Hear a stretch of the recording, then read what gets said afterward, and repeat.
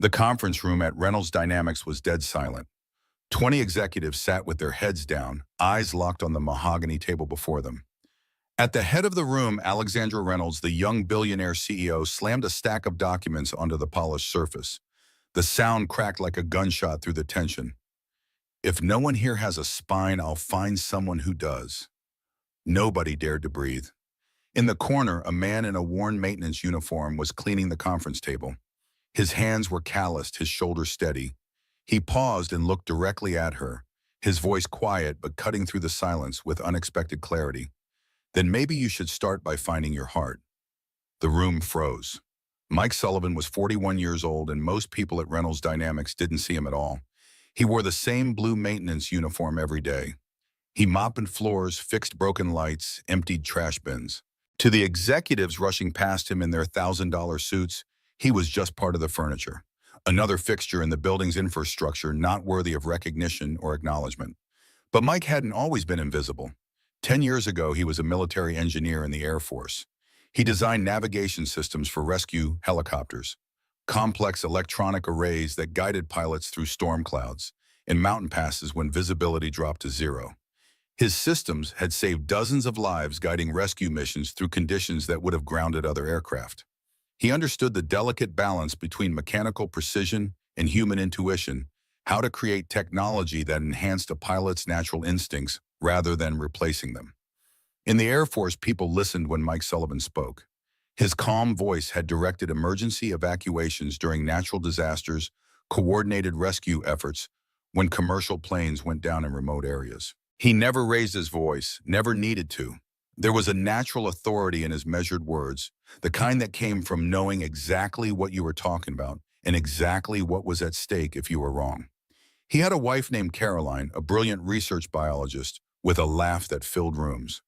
He had a daughter named Sophie, who at 6 months old already showed her mother's inquisitive eyes and her father's patient temperament. He had a future that felt solid, built on the bedrock of service, expertise, and family. Then Caroline got sick, cancer, fast and merciless. It started as persistent back pain diagnosed as muscle strain from carrying Sophie. By the time they caught it, the cancer had metastasized throughout her spine, infiltrated her liver, begun its invasion of her lungs. 3 months from diagnosis to funeral. 91 days watching the strongest person he'd ever known wither away, her brilliant mind still sharp even as her body betrayed her. The night before she died, Carolyn had taken Mike's hand, her fingers fragile as bird bones. "Don't let this be the end of your kindness, Mike. Promise me that. The world will try to break your heart into something hard and cold. Don't let it." Mike left the military to raise Sophie alone.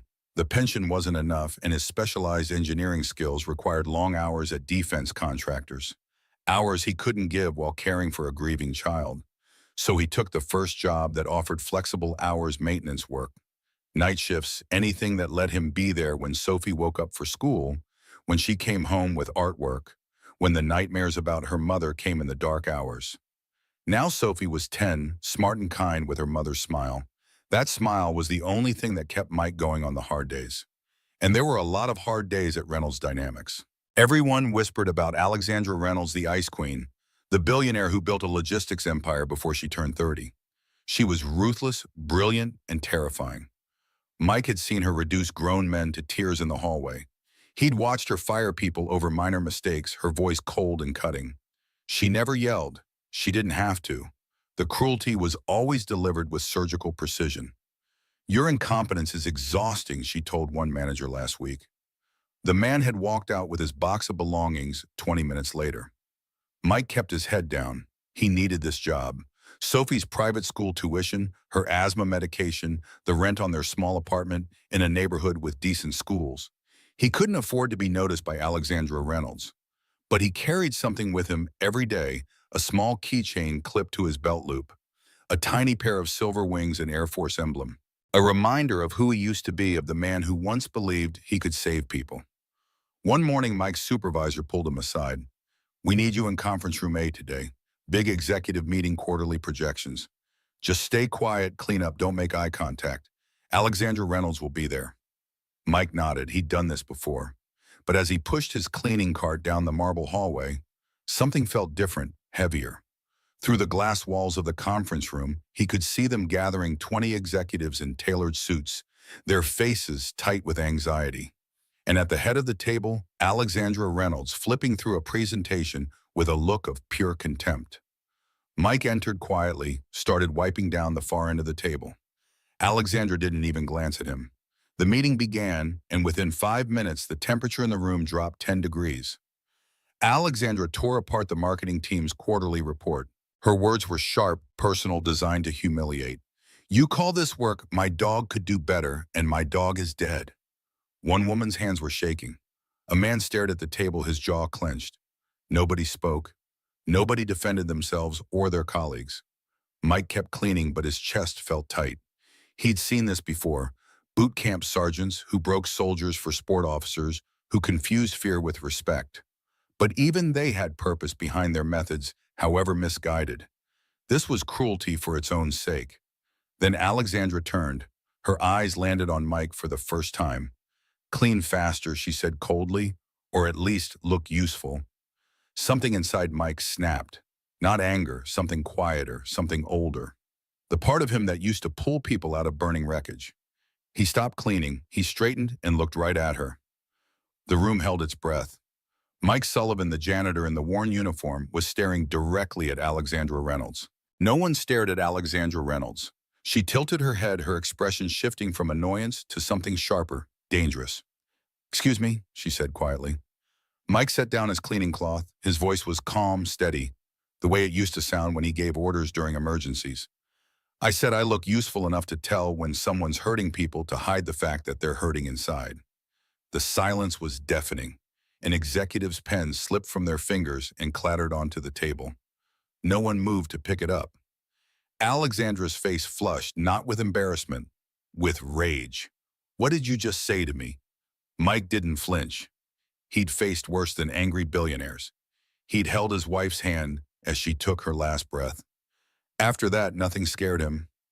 "You heard me," he said, "and so did everyone else in this room." Alexandra stood up slowly. Her chair scraped against the floor, the sound like a knife on glass. "You're fired." Mike nodded. He'd expected that. "Okay." That one word seemed to catch her off guard. She was used to people begging, apologizing, scrambling to save their jobs. But Mike just looked at her with something close to pity. "You can fire me," he said quietly, "but you can't fire the truth. And the truth is, you can't hurt me worse than life already has. But these people," he gestured to the executives around the table, "you're breaking them every day. And for what?" "So you can feel powerful." Alexandra's hands were shaking. She pressed them flat against the table. "Get out, now." Mike picked up his cleaning supplies. But before he left, he said one more thing. "You know what real strength is? It's not tearing people down. It's building them back up after the world's already tried to destroy them. You should try it sometime." He walked out. The door closed behind him with a soft click. For 10 long seconds, no one in that conference room moved. Then someone started clapping. It was David Chen, the junior analyst, who'd been publicly humiliated by Alexandra 3 months ago. His applause was slow, deliberate. One by one, others joined him. Not everyone. Some people were too afraid, but enough. Alexandra looked around the room, her face pale. Then she grabbed her phone and left without another word. But someone had recorded the whole thing. The conference room had cameras for security purposes. But one of the IT staff, a woman named Julia Garcia, who'd been crying in the bathroom after Alexandra screamed at her last month, pulled the footage. By lunchtime, the video was circulating on the company's internal Slack channel. By the end of the day, it had been shared 5,000 times. The comments poured in. Finally, someone said it. "I've been working here 6 years, and I've never seen anyone stand up to her. This janitor has more courage than our entire executive team." "Who is he? We need to protect this man." The video showed everything: Alexandra's cruelty, Mike's calm defiance, the way his voice never rose, but somehow filled the entire room. And people noticed something else in the footage. Just before Mike spoke, you could see the small silver wings on his keychain catching the light. Someone did a search, found out Mike was former Air Force, found out his wife had died, found out he was raising a daughter alone while working night shifts. The narrative shifted fast. This wasn't just a janitor talking back to his boss. This was a man who'd lost everything, who worked two jobs to support his child, standing up for people who were too afraid to stand up for themselves. By the next morning, the video had leaked outside the company. Local news picked it up, then national news. Janitor confronts billionaire CEO in viral video, read the headlines. The board of directors at Reynolds Dynamics called an emergency meeting. Alexandra was summoned. They didn't fire her, she owned too much of the company for that, but they delivered an ultimatum. Step back from day-to-day operations. Take a leave of absence. Get yourself together, because right now you're a PR nightmare and a liability.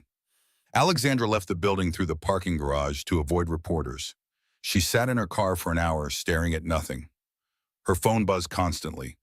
Lawyers, publicists, board members. She ignored all of them. Instead, she opened the video, watched herself through the eyes of the world. And for the first time in years, Alexandra Reynolds felt something she'd spent a decade avoiding: shame. Not because she'd been caught, but because Mike Sullivan was right. She was hurting people because she was hurt, and she didn't even know how to stop. Meanwhile, Mike cleaned out his locker at Reynolds Dynamics, collected his final paycheck, and went to pick up Sophie from school. "How was work today, Dad?" Sophie asked, climbing into their old Honda. Mike smiled.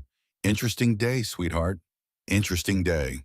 He didn't tell her he'd been fired. He'd find another job. He always did. But for the first time in a long time, Mike felt something close to peace. He'd stood his ground. He'd told the truth. And even if it cost him everything, at least he could look his daughter in the eye and show her what integrity looked like. The small apartment Mike and Sophie called home was on the third floor of a faded brick building in a neighborhood that teetered on the edge between working class and struggling. Inside, it was clean and ordered, filled with secondhand furniture lovingly maintained. Bookshelves lined the walls. Mike never said no to books, even when the grocery budget was tight. Sophie's science fair ribbons hung alongside her artwork, a gallery of achievement and creativity that grew each month. The living room doubled as Mike's bedroom. Each night, he unfolded the sofa into a bed, and each morning he put it away before Sophie woke up. He'd given her the only bedroom painted at lavender because Caroline had loved spring lilacs. On the nightstand sat a photograph of the three of them at the Grand Canyon, taken 6 months before Caroline's first symptoms. In the photo, Mike was in uniform. Caroline had her arm around his waist, and baby Sophie was asleep in a carrier on Mike's chest. They looked impossibly young, impossibly happy. Their evening routine was well established. Sophie did homework at the kitchen table while Mike prepared dinner. Simple meals, but made with care. He'd taught himself to cook after Caroline died, studying YouTube videos late at night, determined that his daughter would have proper nutrition, even if he was learning as he went.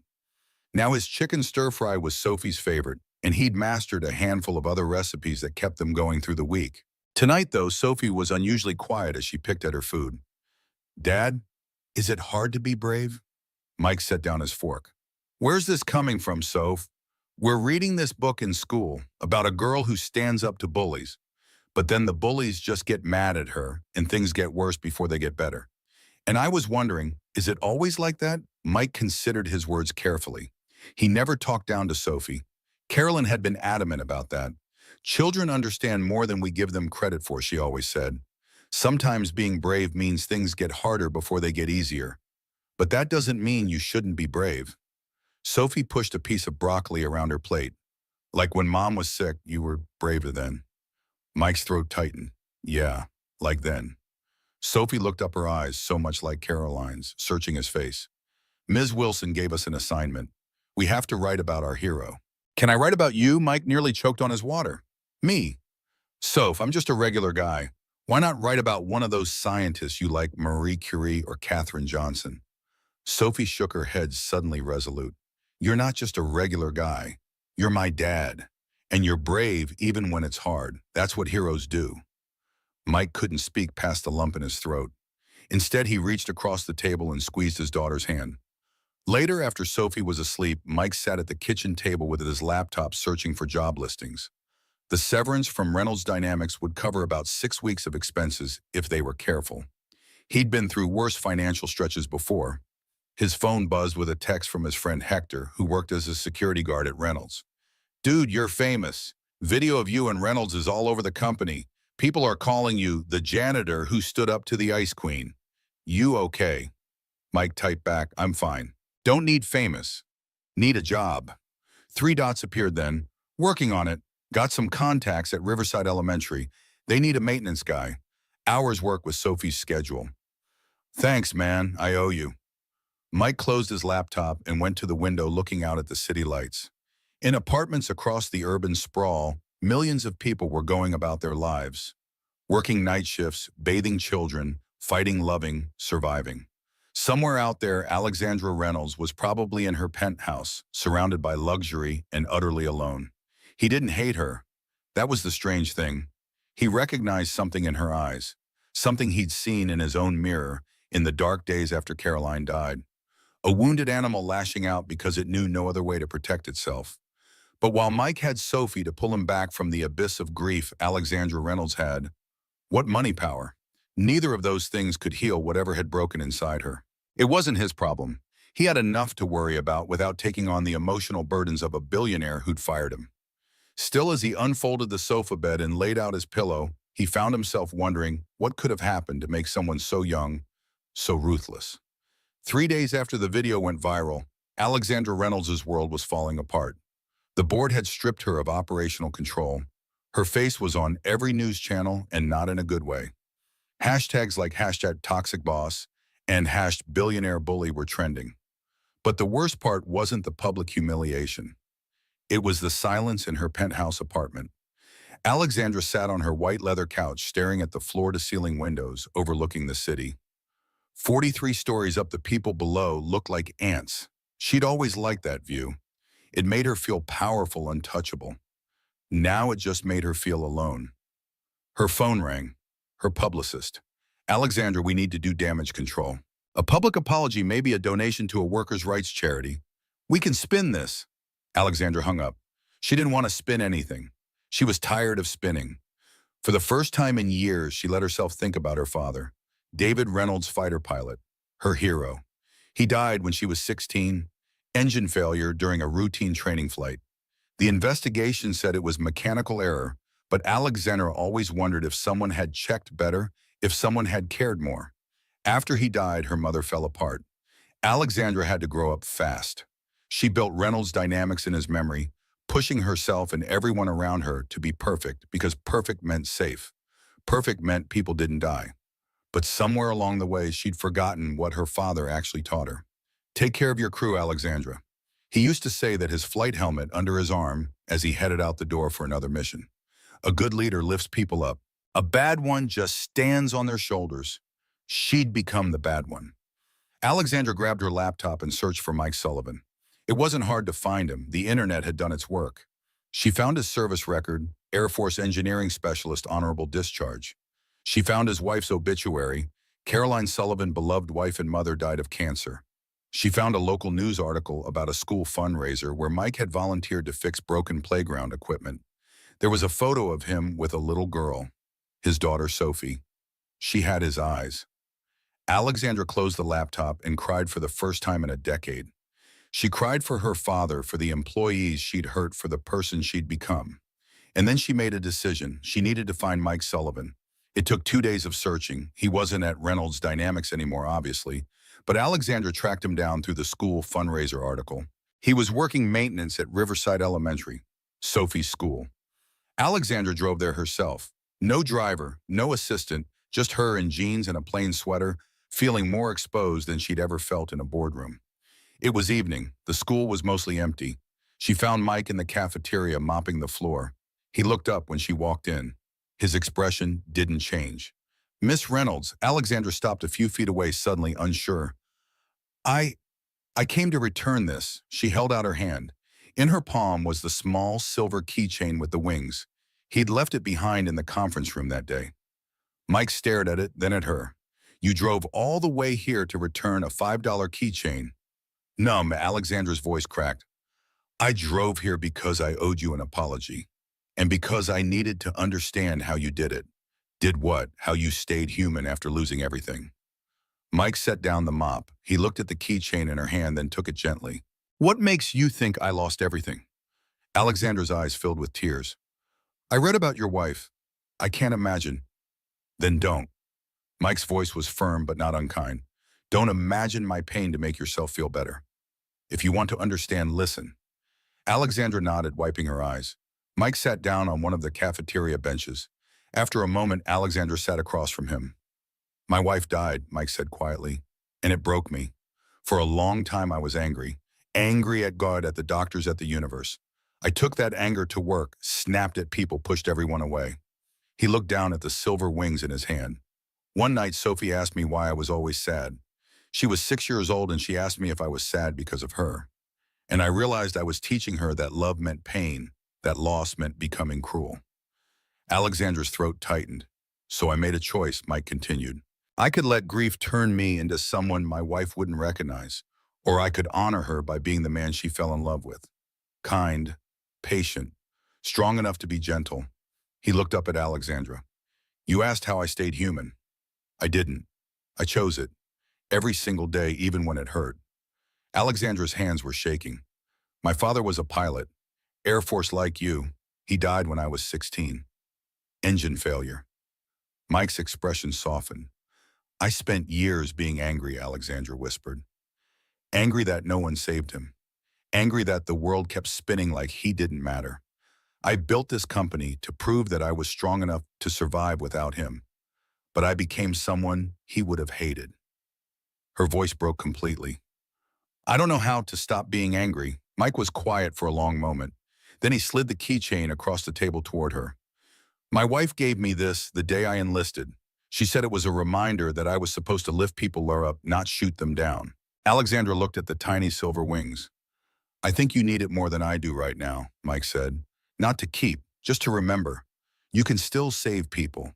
You can still be the person your father raised. But you have to start with yourself. Alexandra picked up the keychain. The metal was warm from Mike's hand. I don't know if I can. You already did, Mike stood up. You came here, you apologized. That's the first step. He picked up his mop, then paused. You know what my wife told me the day before she died? She said, Mike, don't let this be the end of your kindness. Let it be the beginning of someone else's hope. He looked at Alexandra with something that wasn't quite forgiveness, but wasn't judgment either. Your father's gone, but his legacy doesn't have to be your anger. It can be what you do next. Mike walked away, leaving Alexandra alone in the empty cafeteria holding a $5 keychain that suddenly felt like the weight of the world. And for the first time since she was 16 years old, Alexandra Reynolds felt something besides rage. She felt hope. That night after Alexandra left, Mike sat at Sophie's bedside longer than usual. His daughter slept peacefully, her science textbook still open beside her. She was working on a project about flight, the physics of how birds and planes stay aloft. The irony wasn't lost on Mike. He thought about Alexandra Reynolds, about the pain behind her eyes. He'd seen that look too many times not to recognize it. In soldiers who'd lost comrades in his own mirror. The walking wounded carrying invisible scars, hoping no one would notice the blood seeping through the bandages. His phone buzzed with a text from Hector. Board meeting at Reynolds Dynamics tomorrow. Rumor is they're planning major changes. Your name came up. Mike frowned. What about my name? Don't know details. Just know the brass is talking about you. Watch your back, man. Mike set his phone down. The last thing he needed was more attention from Reynolds Dynamics. He liked his new job at Riverside Elementary. The hours were perfect for Sophie's schedule, the pay was decent, and he could use his hands again, fixing things, building things, making the world a little more functional, one repair at a time. The maintenance office had a small workshop where Mike had already started restoring old desks during his breaks. The school's budget was tight, and a dozen desks sat abandoned in storage, their surfaces scratched, their legs wobbly. Mike had salvaged 3, already sanding and refinishing them after hours. The principal was thrilled. The children were learning to respect the repaired furniture, taking pride in the restoration work. It felt good bringing broken things back to life. The following morning, Mike walked Sophie to her classroom, then headed to the maintenance office to check the day's work orders. A leaking pipe in the boys' bathroom, flickering lights in the library, a stuck window in the music room. The usual assortment of small crises that kept a building functioning. He was elbow deep in the bathroom plumbing when his supervisor poked his head in. Sullivan, there's someone here to see you, says it's important. Mike wiped his hands on a rag. Important enough to interrupt a plumbing repair. His supervisor looked uncomfortable. It's the principal. And some suit types. They're in the conference room. Mike's stomach tightened. Had the board at Reynolds somehow gotten him fired again? Was this about the video? He washed his hands thoroughly, tried to straighten his uniform, and headed to the small conference room near the administrative offices. When he opened the door, he found Principal Martinez sitting with two men in expensive suits. They stood when he entered. Mr. Sullivan, said the older man, extending his hand. I'm James Harrington, chairman of the board at Reynolds Dynamics. This is Walter Chen, our chief operating officer. Mike shook their hands cautiously. What can I do for you, gentlemen? Harrington gestured for Mike to sit. First, let me apologize for the interruption to your workday. We wouldn't have come if it wasn't important. Mike nodded but said nothing. I'll be direct. Harrington continued. The situation at Reynolds Dynamics has become complicated since your departure. The video of your confrontation with Ms. Reynolds has had far-reaching consequences, both internally and publicly. Is that supposed to be my problem? Not at all, Harrington said quickly. In fact, we believe you did our company a service. You said what many have wanted to say for years. Ms. Reynolds is brilliant, but her management style has been problematic. The board has been concerned for some time, but we lack the catalyst to make necessary changes. Mike leaned back in his chair. So what are you doing here? Chen spoke for the first time. Ms. Reynolds has requested a leave of absence. Before stepping back, she's asked to address the company at a town hall meeting tomorrow. She's asked specifically for you to attend. Me. Why? Harrington and Chen exchanged glances. She didn't share her reasoning. Harrington said, she only said it was important. The board felt it was in everyone's best interest to respect her request. Mike looked at Principal Martinez, who had been silent until now. We can certainly spare you for a few hours tomorrow morning, Mike, she said. This seems important. Mike thought about it. He had no desire to return to Reynolds Dynamics to be put on display as the janitor who stood up to the CEO. But he couldn't deny his curiosity. What did Alexandra Reynolds want? After their conversation in the cafeteria, he'd assumed their paths would never cross again. What time? He finally asked. 10 a.m. Chen said, visibly relieved. We'll send a car. That won't be necessary, Mike said. I'll drive myself.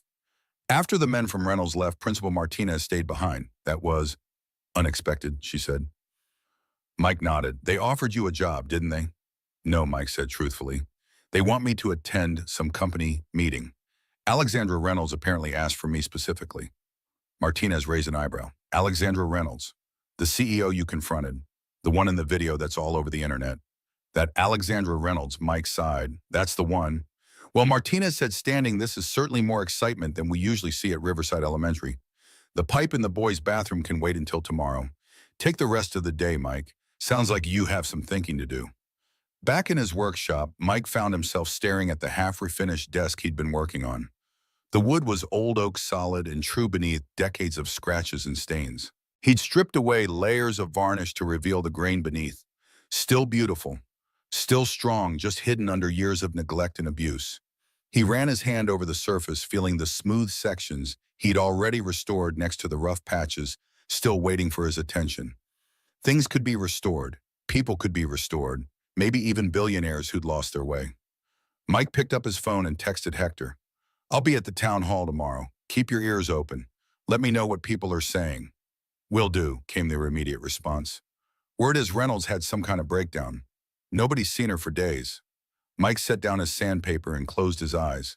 He thought of Alexandra sitting across from him in the cafeteria, her expensive clothes out of place among the plastic chairs, her eyes red-rimmed and vulnerable. He thought of the way she'd held the Silver Wings keychain like it was something precious rather than a $5 trinket. He thought of Caroline's words, "Don't let this be the end of your kindness. Let it be the beginning of someone else's hope." That night, while Sophie did homework, Mike pulled out his old Air Force dress uniform from the back of the closet. It didn't fit quite the same. His shoulders were broader now from physical labor, his waist a bit thicker from stress eating after Caroline died. But it was clean and pressed, preserved in plastic since the day he left the service. Sophie looked up from her science book. Why are you getting that out? I need to go somewhere tomorrow, somewhere important. Is it about that video? The one where you stood up to the mean lady? Mike turned surprised. You know about that? Sophie rolled her eyes in the universal gesture of preteen exasperation. Dad, everyone knows about that. Layla showed it to me on her mom's phone. You were like a superhero. Mike knelt beside his daughter. I'm not a superhero, Soph. I just did what I thought was right. That's what makes you a hero, Dad. Not having superpowers. Doing the right thing when it's hard. Mike's throat tightened. Caroline would be so proud of the person their daughter was becoming. The mean lady, Alexandra. She's not so mean anymore. She's trying to do better. Sophie considered this. People can change, right? Like in my books, when the villain realizes they've been wrong and becomes good. Mike smiled. Sometimes, if they really want to. It's not easy, though. Nothing important is easy, Sophie said with a solemnity that caught Mike off guard. Is that why you're wearing your uniform? To help her change? Mike looked down at the uniform in his hands. He hadn't thought about it that way. Maybe he said, maybe I'm wearing it to remind us both of who we can be at our best. The Reynolds Dynamics headquarters loomed above the city skyline, a gleaming tower of steel and glass that seemed to scrape against the morning clouds. Mike Sullivan sat in his Honda, hands gripping the steering wheel, staring up at the building where he'd mopped floors and emptied trash bins just days before. Now he was returning not as a janitor, but as what exactly? He wasn't sure. The Air Force dress uniform felt strange against his skin after so many years simultaneously familiar and foreign, like running into an old friend who'd aged in unexpected ways. He'd dropped Sophie at school an hour earlier. She'd hugged him tighter than usual, her small arms wrapped around his uniformed waist. You look like in the picture with Mom. Be careful, okay, Mike had promised, though there was nothing dangerous about a corporate town hall. Still, something about his daughter's concern lingered as he finally stepped out of his car and walked toward the building's entrance. The security guard did a double take when Mike approached the front desk. The man's eyes widened in recognition. Mr. Sullivan, everyone's talking about you, sir. Mike winced at the "sir," a formality the uniform seemed to demand automatically. I'm just here for the town hall. Alexandra Reynolds requested my presence. The guard made a call, and within minutes, Walter Chen appeared in the lobby extending his hand. Mr. Sullivan, thank you for coming. I'll escort you up. The auditorium is already filling. They rode the elevator in uncomfortable silence. Chen kept glancing at Mike's uniform, but didn't comment on it. When the doors opened on the 30th floor, Mike was unprepared for what awaited him. The massive auditorium was indeed filling. Nearly 1,000 employees packed the space buzzing with anticipation. As Mike followed Chen down the center aisle, conversations halted. Heads turned. A ripple of recognition spread through the crowd. Someone started to applaud, others joined in. By the time Mike reached the front row, the entire room was on their feet, applauding a janitor in an Air Force uniform. Mike's face burned. He hadn't come for this, for adulation or attention. He'd come because why? Because Alexandra Reynolds had asked him to. Because he was curious. Because some part of him, the part that once led rescue missions, couldn't turn away from someone trying to find their way back from the edge. Chen directed him to a reserved seat in the front row, then disappeared backstage. The applause finally died down as people retook their seats, though Mike could feel hundreds of eyes still on him. He resisted the urge to turn around, focusing instead on the empty stage before him. At precisely 10 o'clock, the lights dimmed. The room fell silent. A single spotlight illuminated the podium, and then Alexandra Reynolds walked onto the stage. She looked different. Not just the casual clothes, jeans and a simple blazer instead of her usual tailored suits, but something in her bearing had changed. The imperious tilt of her chin was gone. Her shoulders carried the same confidence, but none of the arrogance. Her eyes, when they found Mike in the front row, held recognition but no challenge. She approached the microphone, took a deep breath, and began. I owe you all an apology. The silence in the room deepened. No one had expected these words from Alexandra Reynolds. For years, I've confused strength with cruelty. I thought pushing people down would make me rise higher. I was wrong, and I hurt a lot of you in the process. She paused, seeming to gather herself. When she continued, her voice was steadier. My father was an Air Force pilot. He taught me that a leader's job is to lift people up, not stand on their shoulders. Somewhere along the way, I forgot that lesson. I became someone he wouldn't recognize, someone he wouldn't be proud of. Her eyes found Mike again, holding his gaze as she continued. It took someone with true courage to remind me of who I'm supposed to be. Someone who knows that real strength isn't about power over others, but power with others. Someone who reminded me that even after we lose everything, we still have choices about who we become. Alexandra reached into her pocket and pulled out something small that caught the light. The Silver Wings keychain. She held it up. This belongs to that person. It represents a promise to lift others up, not shoot them down. It's a promise I'm making to all of you today. She pressed a button on the podium, and the screen behind her lit up with a new logo, a pair of silver wings surrounding a heart. This is the Reynolds Human Project. Starting today, Reynolds Dynamics is dedicating $50 million, my personal money, not the company's, to supporting the families of our employees, child care assistance, mental health resources, education scholarships, crisis support for anyone going through loss or hardship. Murmurs rippled through the crowd as the implications sank in. And I want to introduce you to the man who will help lead this initiative. Alexandra's eyes fixed on Mike. Mr. Sullivan, would you please join me? Mike felt frozen to his seat. This hadn't been what he expected. Not even close. Chen appeared at his side, encouraging him with a subtle gesture. Somehow Mike found himself climbing the steps to the stage, standing beside Alexandra Reynolds in front of 1,000 people. The uniform suddenly made sense. She'd known somehow that he would wear it. Alexandra turned to face him directly. You stood up when others couldn't. You spoke truth when others were silent. And you showed compassion when you had every reason not to. She held out the keychain. This belongs to you, but its meaning belongs to all of us now. Will you help us remember it? Mike looked out at the sea of faces. He saw hope in those eyes and expectation. He saw Julia Garcia from IT in the third row, the woman who'd leaked the video, tears streaming down her face. He saw David Chen, whose applause had started the cascade of support after Mike's confrontation. These people were looking at him not as the janitor who'd stood up to the boss, but as the leader who might help change things. I'm not looking for another job, Ms. Reynolds. His voice carried easily through the microphone, years of giving orders in chaotic situations, making the words clear and firm. I'm happy at Riverside Elementary. I'm good at fixing things there, and the hours let me be there for my daughter. Disappointment flickered across Alexandra's face, but she nodded with understanding. I respect that. Family comes first. Mike wasn't finished.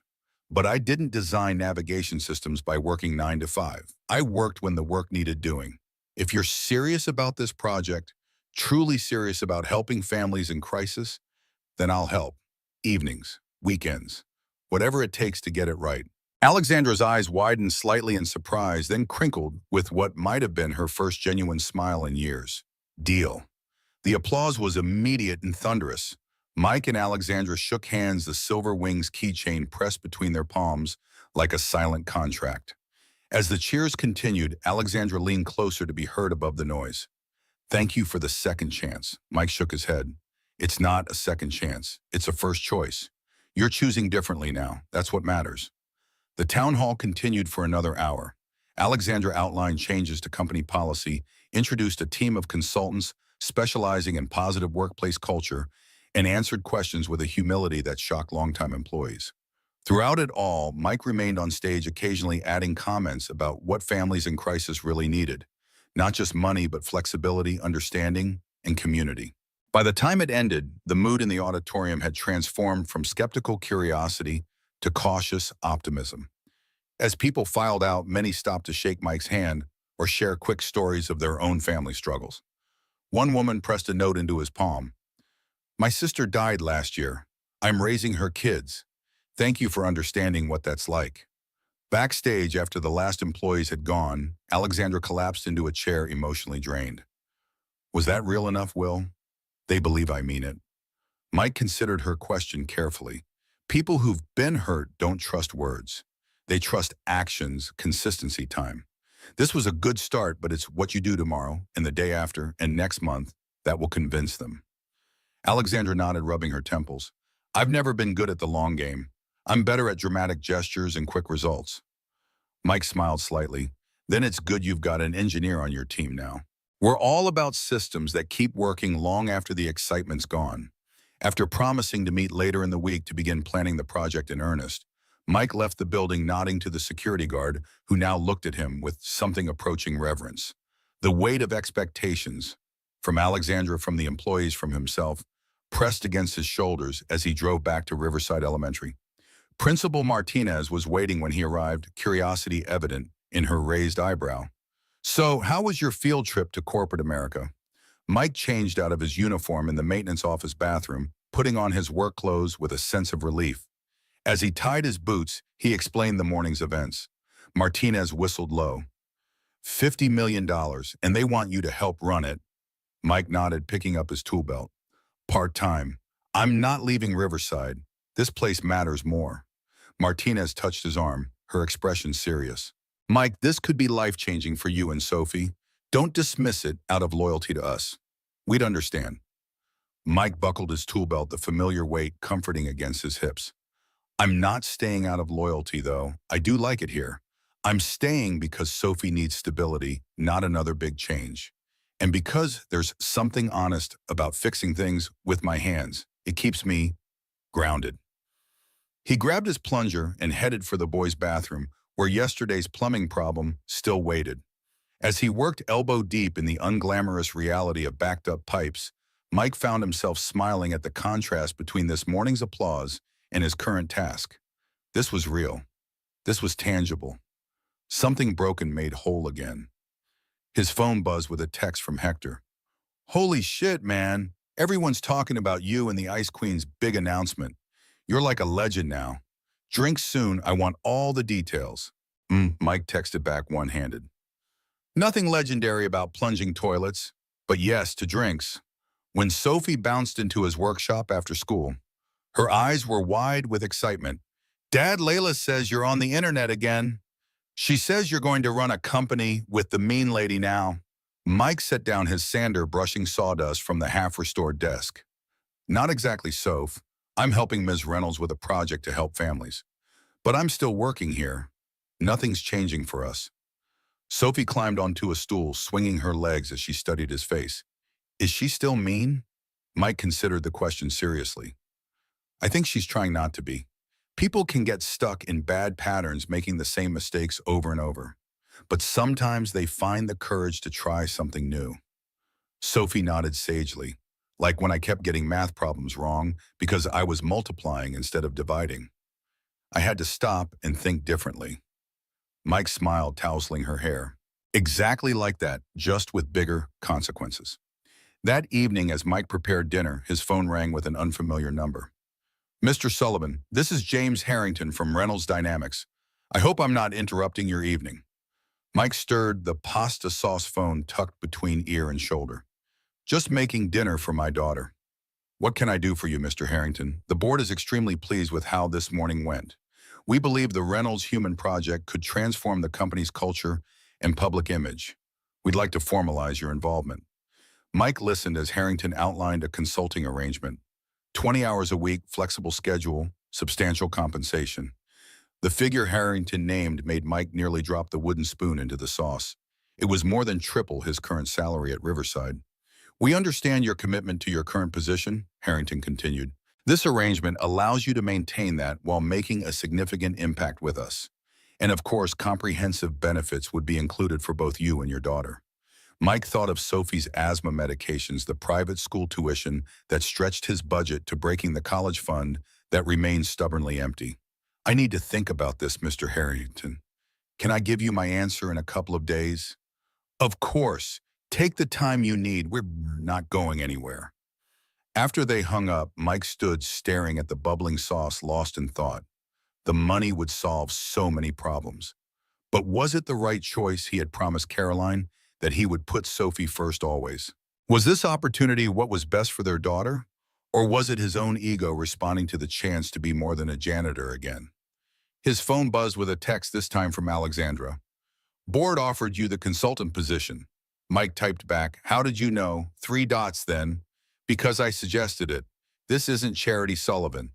You have exactly the expertise we need. Think about it." Later, after Sophie was asleep, Mike sat at the kitchen table with a legal pad, drawing a line down the middle. On one side, he listed the pros: money, benefits, impact, professional respect. On the other side, the cons: time away from Sophie, potential workplace politics, the risk of failure. The pros column was longer, but the cons weighed heavier. He tapped his pen against the paper, thinking of Caroline. What would she have said? His phone buzzed again. Alexandra, still up. Mike, yes. Alexandra, I keep thinking about what you said this morning. About it not being a second chance, but a first choice. I've never thought about life that way before. Each choice is a first, not a reaction to what came before. Mike hesitated, then typed, it's the only way to break patterns. See each moment as new, not just a continuation of momentum. Alexandra, is that what you did after your wife died? Mike stared at the text for a long time before answering. Every morning I had to make a new choice to be the father Sophie needed, not the grieving man I was. Alexandra, thank you for saying that, for everything today. No pressure on the consultant position. It's your choice. Mike set his phone down and looked again at his pros and cons list. Then he took a fresh sheet of paper and wrote at the top, first choice, not second chance. 2 days later, Mike sat in Principal Martinez's office, his decision made. I've accepted a part-time consulting position with Reynolds Dynamics. 20 hours a week, but I'll schedule it around my work here. If you're willing to keep me on, I'd like to reduce to part-time as well. I understand if that doesn't work for the school's needs. Martinez leaned back in her chair, fingers steepled. So you're not leaving us completely? Mike shook his head. I want to keep one foot in the real world, fixing things, seeing results. Not just sitting in meetings talking about change, but actually creating it. Martinez smiled. I think we can arrange a part-time schedule. The school board will be thrilled. They've been looking for ways to trim the budget, and this way we keep our best maintenance man for half the cost. When do you start next Monday? I'll be at Reynolds 3 days a week to start here too. As Mike left the office, he felt a strange mix of excitement and apprehension. The path ahead was uncertain, but for the first time in years, it pointed upward. His first day at Reynolds Dynamics as a consultant rather than a janitor began with a meeting in Alexandra's office, formerly a shrine to minimalist luxury, now transformed with framed photos and even a small plant struggling valiantly on the windowsill. Alexandra greeted him without the awkwardness he'd expected, immediately spreading blueprints across her desk. I've been working on this all weekend. What do you think? Mike studied the plans for a childcare center to be built in the Reynolds Dynamics headquarters. It was ambitious. State-of-the-art facilities, educational programming, accommodations for children with special needs. It's impressive, but it only helps the people who work in this building. What about the warehouse staff across town? The distribution centers, the contractors? Alexandra's face fell slightly. I didn't think about that. Mike pulled up a chair. That's why you hired me. Let's start with what families actually need, then figure out the solutions. Sometimes it's not a building. Sometimes it's flexible hours or work-from-home options or emergency response funds. They worked together for hours, Alexandra's corporate efficiency complementing Mike's practical experience. By lunchtime, they had the framework for a multifaceted program that could reach every Reynolds employee, regardless of position or location. Alexandra ordered in sandwiches and they ate at her desk, still focused on the plans. You know, I almost didn't come back, she said suddenly. After the video went viral, I considered selling my shares and disappearing, starting over somewhere new. Mike paused mid-bite. What stopped you? She twisted the silver wings keychain, which now served as a paperweight on her desk. Something you said in the cafeteria that night, about how my father's legacy didn't have to be my anger, that it could be what I did next. I realized I'd built this company for all the wrong reasons, but maybe I could rebuild it for the right ones. She looked up, meeting his eyes directly. I'm not good at this, at being vulnerable, at admitting mistakes, but I'm trying to learn. Mike nodded, recognizing the courage such an admission required from someone like Alexandra. Learning is all any of us can do. The problems start when we think we already know everything. The weeks that followed fell into a rhythm. Mondays, Wednesdays, and Fridays at Reynolds Dynamics, working with Alexandra to build the human project from concept to reality. Tuesdays and Thursdays at Riverside Elementary, fixing leaky pipes and wobbly desks. The contrast between worlds could have been jarring, but Mike found it grounding. The corporate strategizing balanced by tangible repairs. Sophie adapted to the new schedule with resilience, especially once she understood what her father was doing at Reynolds. So you're helping other kids whose parents need help, like if their mom or dad is sick, or if they don't have enough money? Mike nodded, helping her with homework at the kitchen table. That's exactly it. Sophie considered this with the solemn deliberation only a 10-year-old could muster. Mom would think that's really good. Her words hit Mike with unexpected force, a mixture of grief and validation that left him momentarily speechless. He could only nod and squeeze her hand, hoping she understood what he couldn't articulate. At Reynolds, the human project gained momentum. Alexandra threw herself into the work with the same intensity she'd once directed at profit margins and market expansion. The board watched with cautious approval as employee satisfaction scores began to tick upward for the first time in years.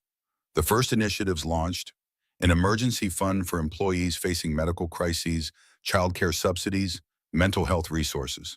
Mike found himself increasingly involved, his role expanding beyond consultant to something closer to partner. Alexandra valued his perspective, especially when it contradicted her own.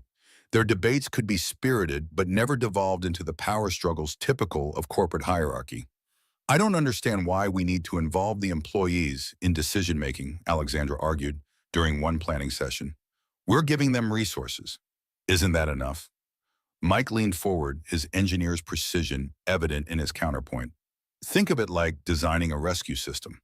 I can create the most advanced technology in the world, but if the people using it don't trust it or understand it, they won't rely on it when a crisis hits. You have to involve the users in the design process. Alexander considered this, then nodded slowly. So we need focus groups.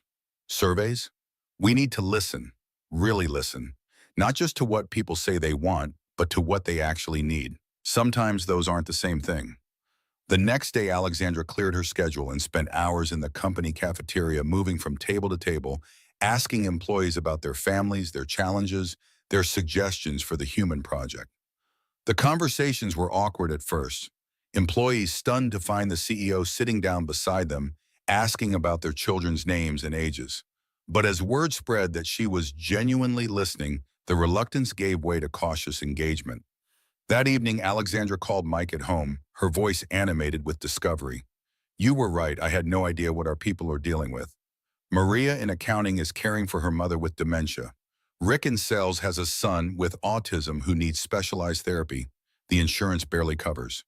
Jennifer in marketing is a single mom with 3 kids under 7. Mike could hear her flipping through pages of notes. We need to completely rethink our approach. It's not just about throwing money at problems. It's about flexibility, community support, reducing the isolation these families feel. She paused, then added more quietly, I never knew any of this. For 5 years, I've walked past these people every day, and I never knew what their lives were really like. Mike sat at his kitchen table, Sophie's math homework spread before him as he helped her with fractions. That's why this matters, Alexandra. Not just the programs we create, but the connections that form when people see each other as human beings, not just functions. Later that night, after Sophie was asleep, Mike received another call, this time from James Harrington, the board chairman. Sullivan, I don't know what you've done, but it's working. Alexandra is different, engaged in a way I haven't seen since the early days of the company. The board is impressed. Mike moved to the living room, keeping his voice low to avoid waking Sophie. I haven't done anything. She's making her own choices. Harrington chuckled, modest as always. Well, whatever the cause, the effect is remarkable. We'd like to make your position permanent. Full-time executive level with compensation to match. Mike felt his chest tighten. I appreciate the offer, but my arrangement with the Riverside Elementary is working well. The balance is important to me and my daughter, Harrington pressed gently. Think about it, Sullivan. You could do so much more with full-time focus. The human project could expand beyond Reynolds, become a model for other companies. Your impact could be exponential. The words resonated with the part of Mike that had once designed systems to save lives. The engineer who thought in terms of scale and efficiency. But another part of him, the father who had promised to put Sophie first, hesitated. I'll consider it, Mr. Harrington, but I can't make any promises. After hanging up, Mike unfolded the sofa bed, his mind too restless for sleep. The ceiling fan spun lazy circles above him, its soft whirring a counterpoint to his racing thoughts. The full-time offer would mean financial security beyond anything he'd imagined possible after leaving the military. Sophie could attend any college she wanted. They could move to a bigger apartment, maybe even a small house. But it would also mean less time at Riverside, less time with his hands on real problems with straightforward solutions. More meetings, more politics, more complexity. Was that really the best use of his second chance at life? Not a second chance, he reminded himself. A first choice. The next morning, he drove Sophie to school, listening as she chattered about a science project on ecosystems. When they arrived, she surprised him by asking a question that cut to the heart of his dilemma. Dad, do you like working at the big company more than at my school now? Mike turned in his seat to face her fully. Why do you ask that, Soph? She shrugged, adjusting her backpack. You talk about it more, and you wear different clothes on those days. And sometimes you look, I don't know, more like in the old pictures from before. Mike felt a pang of guilt, followed by a surge of pride at his daughter's perceptiveness. I like both jobs for different reasons. At Riverside, I fix things that stay fixed. That's satisfying. At Reynolds, I'm helping design systems that might help lots of families. That's important. But neither job is more important than you, Soph. You know that, right? Sophie nodded, but there was a flicker of uncertainty in her eyes that haunted Mike as he drove to Reynolds Dynamics for his Wednesday consultation. Alexandra noticed his distraction immediately as they reviewed program metrics in her office. You're not here today. What's going on? Mike set down the report he'd been pretending to read. Harrington offered me a full-time position last night, executive level. Alexander's expression remained carefully neutral. And I'm conflicted. The money would be life-changing for Sophie and me. The impact could be significant. But it would mean giving up the balance you've created. Alexandra finished for him. The practical work that keeps you grounded. Mike nodded, surprised by her understanding. Plus, Sophie asked this morning if I like working here more than at her school. That hit hard. Alexandra was quiet for a moment, turning a pen between her fingers. You know, my father missed my 10th birthday because of a training mission. I told him it was fine, but it wasn't. I never told him how much it hurt, and then he was gone. Kids remember those moments, even when they say they don't. She set the pen down decisively. Don't take the full-time position, Mike. He blinked, startled by her directness. You don't want me working here full-time? She shook her head. Of course I do. You've been instrumental in making this project work. But if I've learned anything from you, it's that there are more important things than corporate success. Your daughter needs you present, not just financially secure.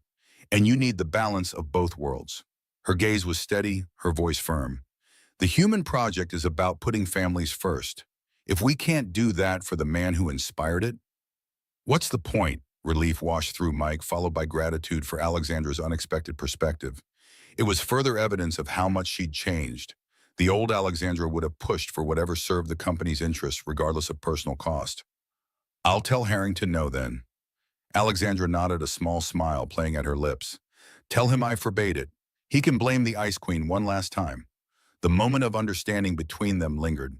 Then Alexandra straightened all business again. Now about these program metrics, we need better data on family composition among warehouse staff. The meeting continued, but something had shifted subtly in their working relationship. A mutual respect had deepened into something approaching friendship. Tentative and professional, but genuine nonetheless. That evening, as Mike helped Sophie with her science project, building a miniature ecosystem in a terrarium, his phone buzzed with a text from Alexandra. Emergency meeting tomorrow. One of our distribution centers had a fire. No injuries, but 30 families affected. Need human project response plan. Can you come in? Mike looked at Sophie carefully, placing moss into the terrarium, her face a study in concentration. Can't make it tomorrow, he texted back. Thursday is Riverside Day. Family commitment. 3 dots appeared, disappeared, appeared again. Understood. Family first. I'll handle it. Mike set his phone down, a sense of rightness settling in his chest. He had made his choice, not a compromise between worlds, but a deliberate balance that honored both his need to serve and his promise to Carolyn. The next morning, he drove Sophie to school as usual, then headed to Riverside Elementary. As he worked through his maintenance requests, a jammed lock in the principal's office, flickering lights in the gym, a broken hinge on the kindergarten bathroom door, he found himself checking his phone, wondering how Alexandra was handling the distribution center crisis. Around noon, he received a photo, Alexandra's sleeves rolled up, helping distribute emergency supplies to Reynolds employees outside a smoke-damaged warehouse. Her text read, "Learning to get my hands dirty. How am I doing? Mike smiled, texting back, work gloves too clean, but good start. Three dots, then noted, we'll find actual dirt next time. The easy banter surprised him, so different from their initial interactions. It was another reminder of how far they'd both come. Him from invisible janitor to respected consultant, her from isolated executive to engaged leader. When Mike arrived at Reynolds the following day, he found Alexandra in the conference room, surrounded by charts and reports about the warehouse fire response. Dark circles shadowed her eyes, evidence of a sleepless night, but her energy was unwavering as she detailed the actions taken. We provided hotel accommodations for families whose homes were damaged by smoke, emergency cash assistance for immediate needs, coordinated with insurance to expedite claims, transportation for employees who lost vehicles. Mike reviewed the response checklist, impressed by the thoroughness. This is exactly what we outlined in the crisis response protocols. You implemented everything perfectly. Alexandra's expression was serious despite the praise. It wasn't perfect. I was there talking to the families. There were gaps we didn't anticipate. Childcare while parents dealt with insurance and repairs.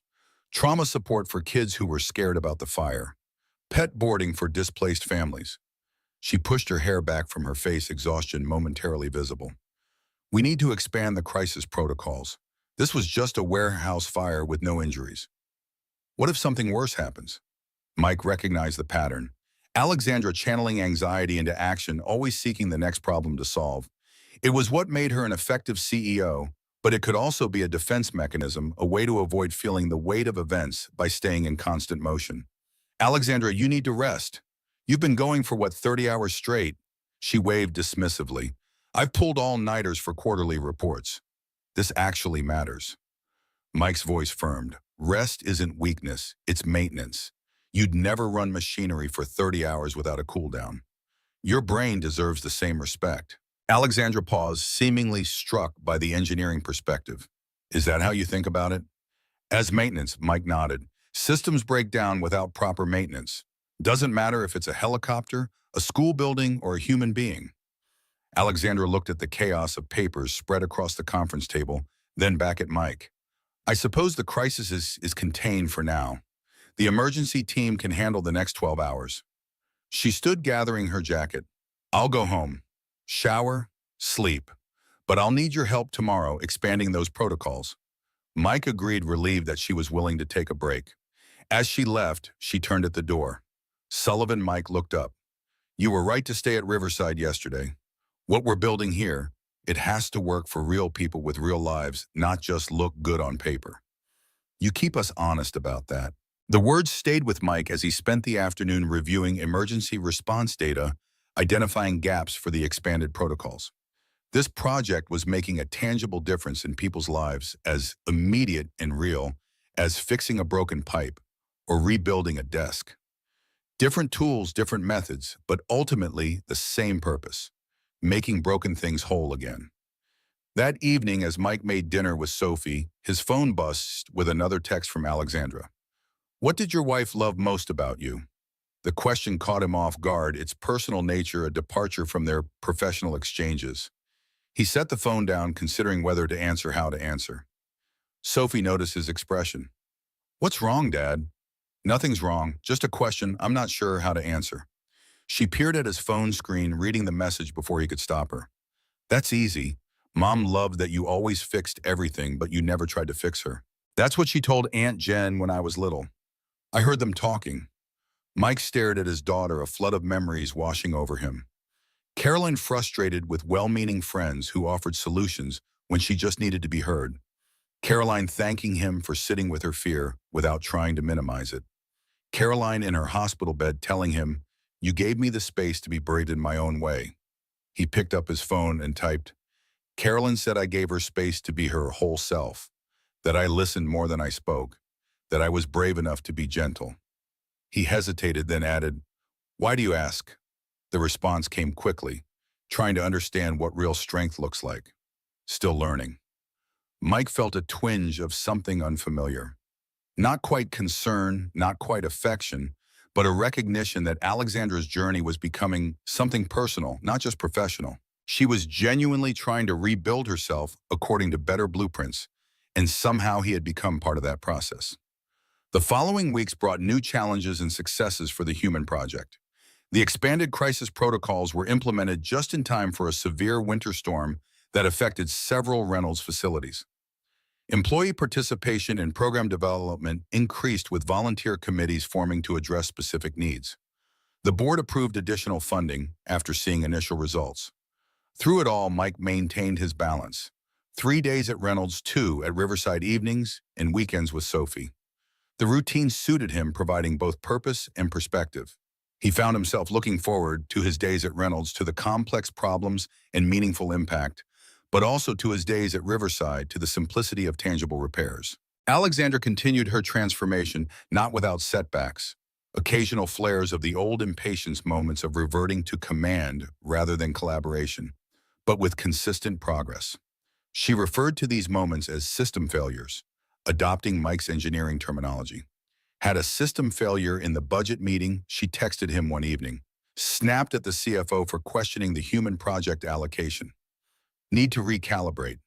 Mike had smiled at the message, appreciating her self-awareness. Recalibration is part of the process, he replied. Old patterns take time to reprogram. Their professional relationship had evolved into something neither had anticipated, a partnership based on complementary strengths and shared purpose. Alexandra's strategic vision and corporate influence paired with Mike's practical experience and ethical grounding. Together, they were building something neither could have created alone. The Reynolds Human Project was making headlines, now featured in business publications as a model for corporate responsibility. Other companies began reaching out, asking for consultation on similar initiatives. The board was delighted with the positive publicity and improving employee metrics. One Friday afternoon, as Mike prepared to leave for the weekend, Alexandra appeared in the doorway of his small office. No longer a janitor's closet, but not the executive suite the board had offered either. A practical space for practical work. I just got off the phone with James Harrington, she said without preamble. The board wants to take the Human Project national. Other companies funding their own versions with us, providing the framework and consulting. It would mean travel expansion, a much bigger operation. Mike leaned back in his chair, immediately seeing the implications. And they want me involved. Alexandra nodded. Full-time, with significant compensation. They're prepared to be very persuasive. Mike's immediate reaction surprised him. Not temptation, but certainty. My answer hasn't changed, Alexandra. I need the balance. Sophie needs the stability. I won't go full-time. Instead of the disappointment he expected, Alexandra smiled. I told them you'd say that, and I told them we shouldn't push. That what makes you valuable is exactly your commitment to that balance. She hesitated, then continued. But I do have a counter-proposal, one that keeps your schedule as is but allows for greater impact. Mike raised an eyebrow, waiting. What if we bring the model to schools? Starting with Riverside, the same principles. Supporting families in crisis, creating community resources, building flexibility into systems, but adapted for an educational environment. Mike sat forward, immediately intrigued. A school-based human project, and Alexandra nodded, warming to the topic. Schools face many of the same issues as corporations, families in crisis, resource constraints, communication challenges, but they lack the funding and infrastructure to address them systematically. What if the Reynolds Human Project partnered with Riverside as a pilot? Same principles, new application, and you'd be the perfect bridge between worlds. The idea resonated with Mike in unexpected ways. He thought of the families at Riverside, the single mothers rushing from work to pick up the grandparents raising grandchildren, the parents juggling multiple jobs. He thought of Principal Martinez's constant budget struggles, her desire to provide more support with inadequate resources. I'd need to talk to Martinez. And Sophie. Make sure everyone's on board, Alexandra nodded. Of course. Family first always. As Mike drove home that evening, the possibilities expanded in his mind. A model that could help not just corporate employees, but school families. Resources that could support children directly, not just through their parents' workplace. A true bridge between his two worlds rather than a division. Sophie was immediately enthusiastic when he explained the concept over dinner. So kids at my school could get help if their parents are sick like Mom was, or if they don't have enough money for food or medicine. Mike nodded, watching her face. That's the idea. We'd start small, see what works, then maybe expand to other schools if it's successful. Sophie's eyes lit up with the same passion he sometimes saw in Alexandra's. Dad, that means you'd be helping kids like me, kids who lost a parent or whose families are having hard times. Mike's throat tightened at her insight. That's right, Soph. She reached across the table and took his hand, suddenly solemn. Mom would think that's the best thing ever. Using what happened to us to help other kids not feel so alone. Mike squeezed her small hand, overwhelmed by her wisdom and compassion. I think so too. That night he texted Alexandra, Sophie approves of the school project. She says it would help kids like her not feel so alone. The response came quickly. Smart girl, takes after her father. Mike stared at the message, a complex mixture of emotions washing through him. Pride in Sophie, gratitude for the unexpected path that had brought him to this moment. And something else, something he wasn't quite ready to name. A warmth when he thought of Alexandra not as the ice queen, or even as a colleague, but as a woman on her own journey of transformation, finding her way back to the person her father had raised her to be. As he set his phone aside and prepared for bed, Mike realized that for the first time in years, he was looking toward the future with more than resignation or determination.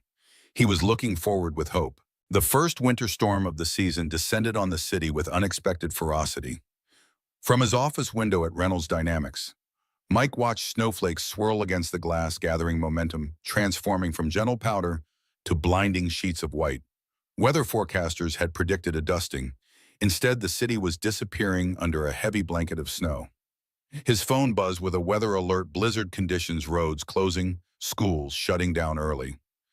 Before he could process the implications, it rang. Principal Martinez from Riverside Elementary. Mike, we're sending children home, but we've got a situation. 20 families haven't responded to our emergency calls, and we have kids with nowhere to go. Parents stuck in traffic, buses canceled. Can the Human Project help? The question was simple, the answer complex.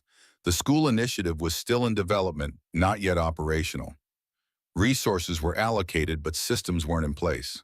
I'll figure something out. Mike promised already, mentally cataloging what they'd need: transportation, shelter, supervision, food. He found Alexandra in the conference room, deep in budget negotiations with the finance team. One look at his face and she excused herself, following him into the hallway. Riverside Elementary is sending kids home early because of the storm, but 20 families can't pick up their children. Buses are canceled. They need help. Alexandra's response was immediate. Let's activate the emergency protocols. We'll use the crisis response fund. But those are for employees, not what? Not children who need help, not families in crisis.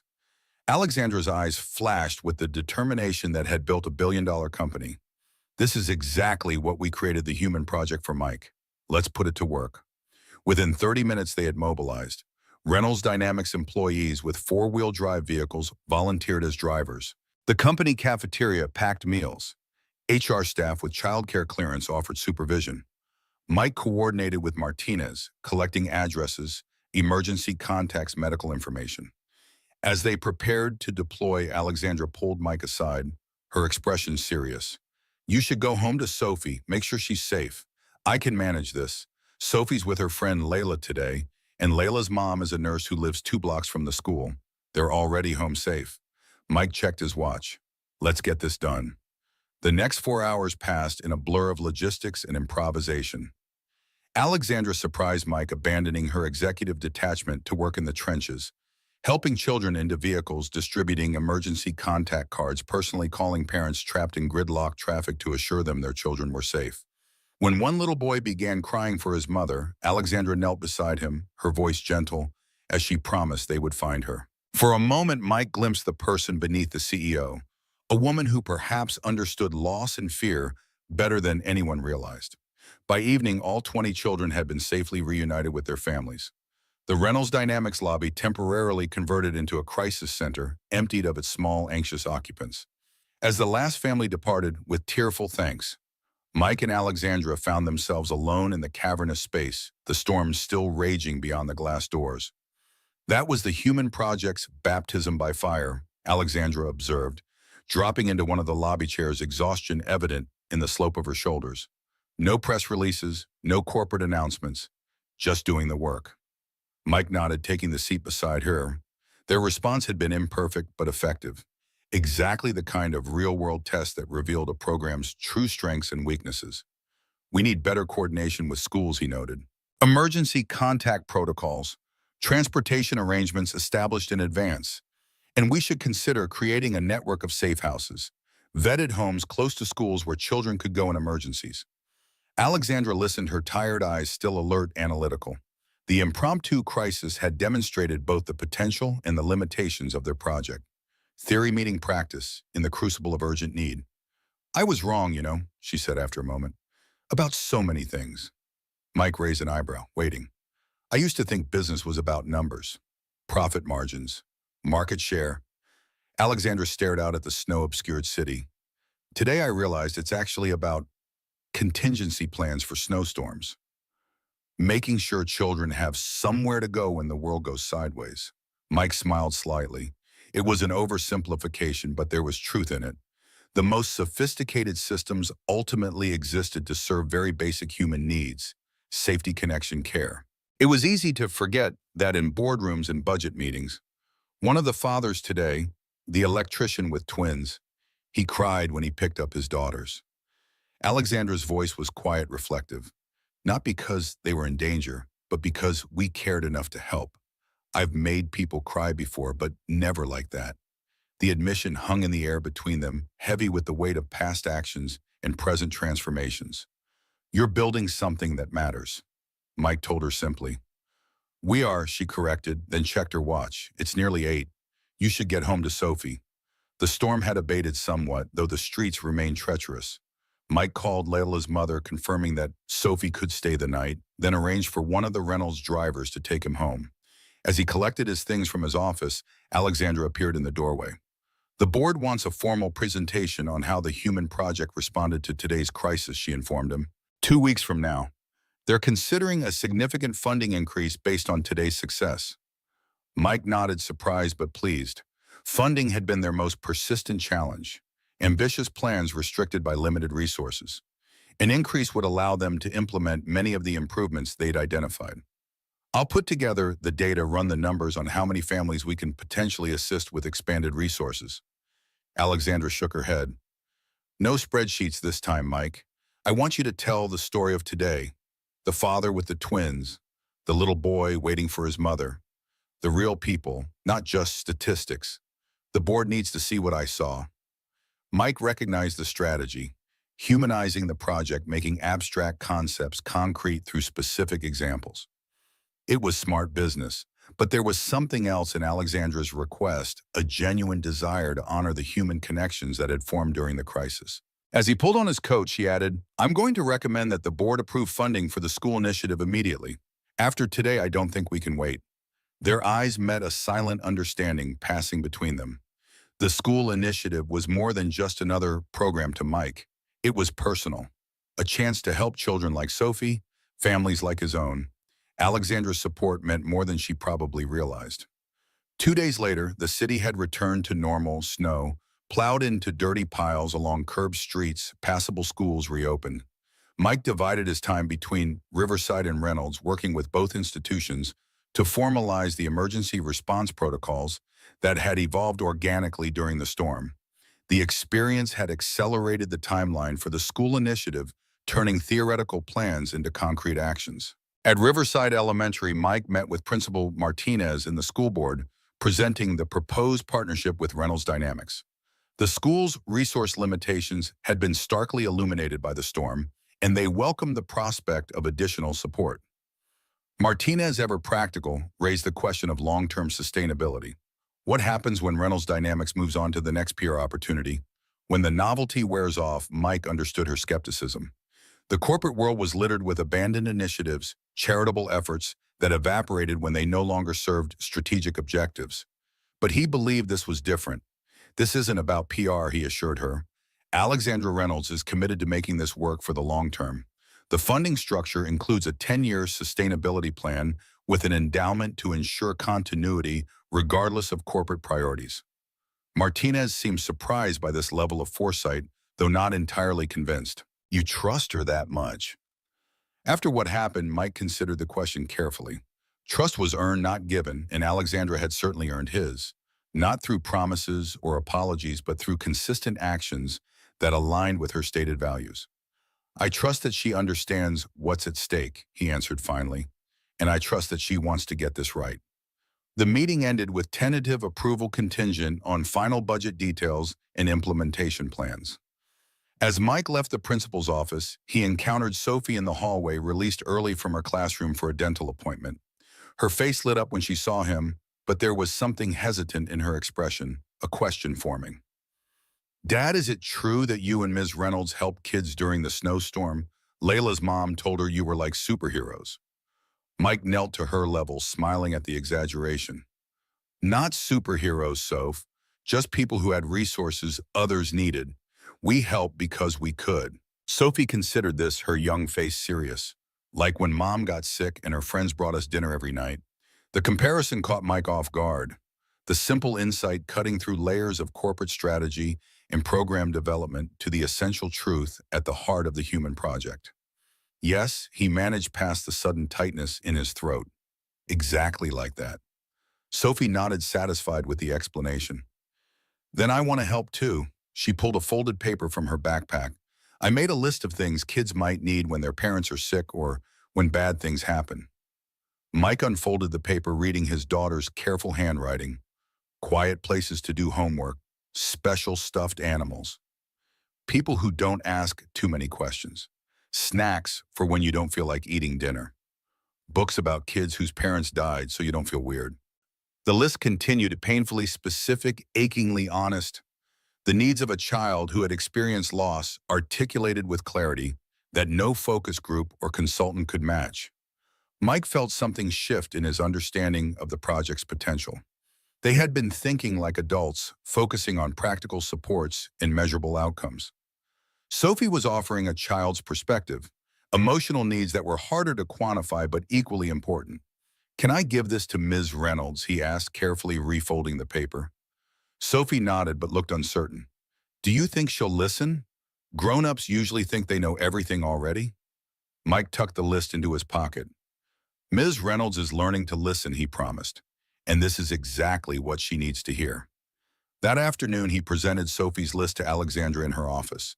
She read it silently, her expression unreadable, until she reached the end. This changes our approach, she said, finally setting the paper down with careful precision. We've been designing systems. Your daughter is talking about experiences. Mike nodded, watching as Alexandra immediately began recalibrating her analytical mind, adapting to this new input. We need children involved in the planning process, she decided. A kids' advisory board parallel to the adult one. Their perspectives should shape everything we do, not just be considered as an afterthought. She picked up the list again, rereading one item. People who don't ask too many questions. That's instructive. We've been focusing on counseling services, but maybe what some children need most is simply space to be. The conversation shifted into practical implementation. How to incorporate children's perspectives while ensuring appropriate boundaries and protections. Alexandra's respect for Sophie's contribution was evident in the way she referenced specific items, refusing to reduce the list to generic concepts about children's needs. As they concluded, Alexandra said something unexpected.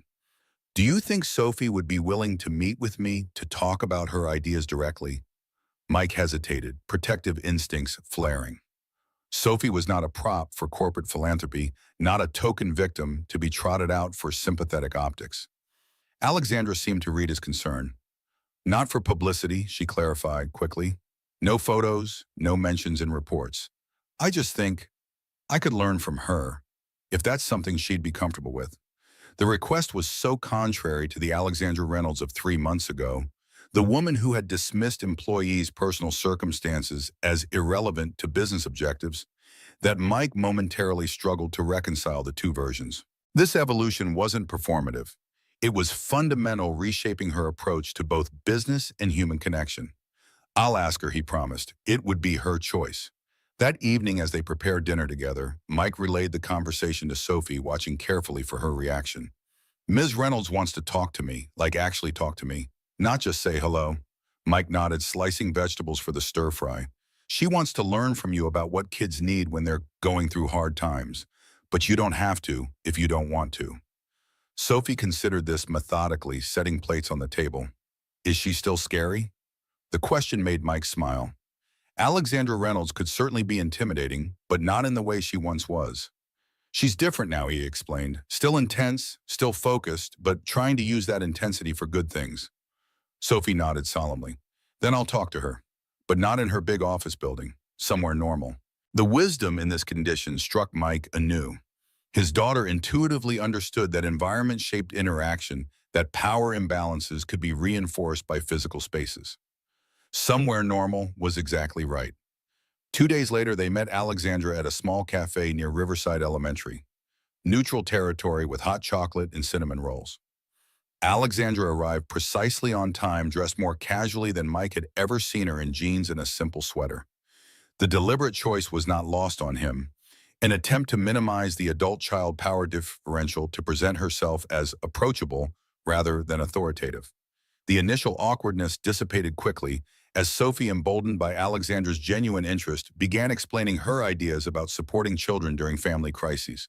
Her suggestions were practical, specific, and occasionally surprising, revealing gaps in adult thinking that only a child could identify.